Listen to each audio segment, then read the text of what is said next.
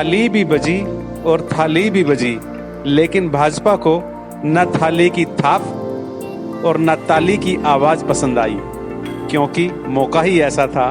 इस बार ताली और थाली संस्तुति गान में नहीं बल्कि विरोध में बज रही थी, और बजाने वाले थे हरियाणा के किसान और जेबीटी टीचर।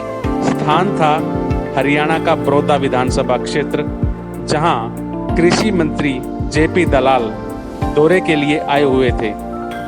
आपको याद ही होगा, बड़ौदा विधानसभा में किसी भी वक्त उपचुनाव की घोषणा हो सकती है।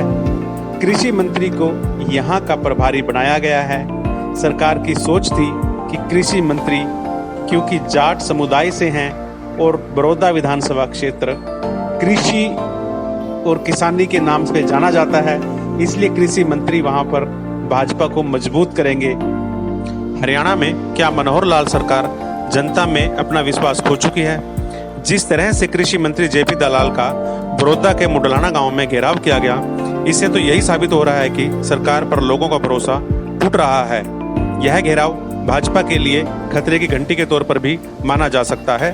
बड़ौदा में किसी भी वक्त उपचुनाव की घोषणा हो सकती है। ऐसे में यहाँ पर प्रदर्शन सरकार के लिए किसी भी मायने में सही नहीं माना जा सकता। बड़ौदा विधानसभा में भाजपा एक बार भी जीत हासिल नहीं कर पाई। भाजपा का सर्वश्रेष्ठ प्रदर्शन इस बार के विधानसभा चुनाव में हुआ। इसमें पार्टी उम्मीदवार योगेश्वर दत्त दूसरे स्थान पर रहे। यहाँ से कांग्रेस के उम्मीदवार श्री कृष्ण हुड्डा जीत गए थे, लेकिन अचानक उनका स्वर्गवास हो गया। इस वजह से यह सीट खाली हो गई। भाजपा इस उपचुनाव को अब जीतना चाहती है। यही वजह रही कि कृषि मंत्री जेपी दलाल को यहाँ का विधानसभा प्रभारी बनाया गया। इसकी वजह यह है कि कृषि मंत्री जहां जाट बिरादरी से आते हैं, वहीं बड़ौदा विधानसभा में किसान मतदाताओं की संख्या बहुत ज्यादा है। उन्हें लुभाने के लिए कृषि मंत्री को भाजपा ने यहाँ का प्रभारी बनाया।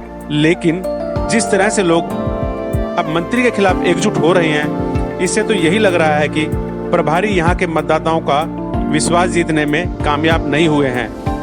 इस घेराव से एक बात और स्पष्ट हो रही है कि सरकार का सीआईडी सिस्टम भी फेल हो रहा है।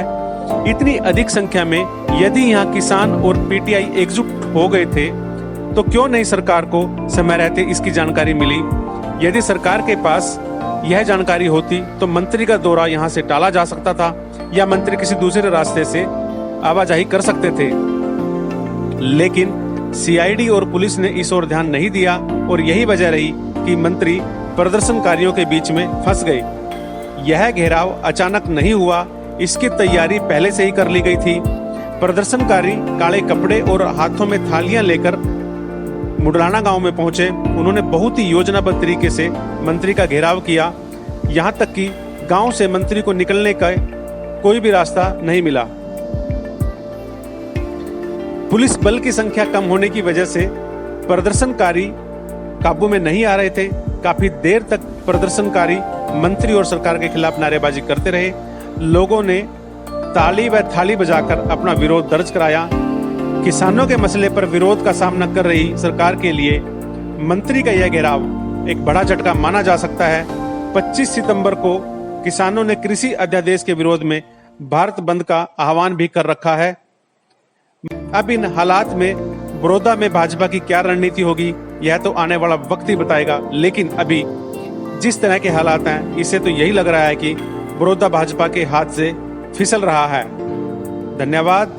यदि आपको हमारा काम पसंद आया, आप हमारे चैनल को लाइक कर सकते हैं, सब्सक्राइब कर सकते हैं, ताकि हम इसी तरह से जनहित के मुद्दे और ग्राउंड रिपोर्ट आप तक लाते रहें। जय हिंद।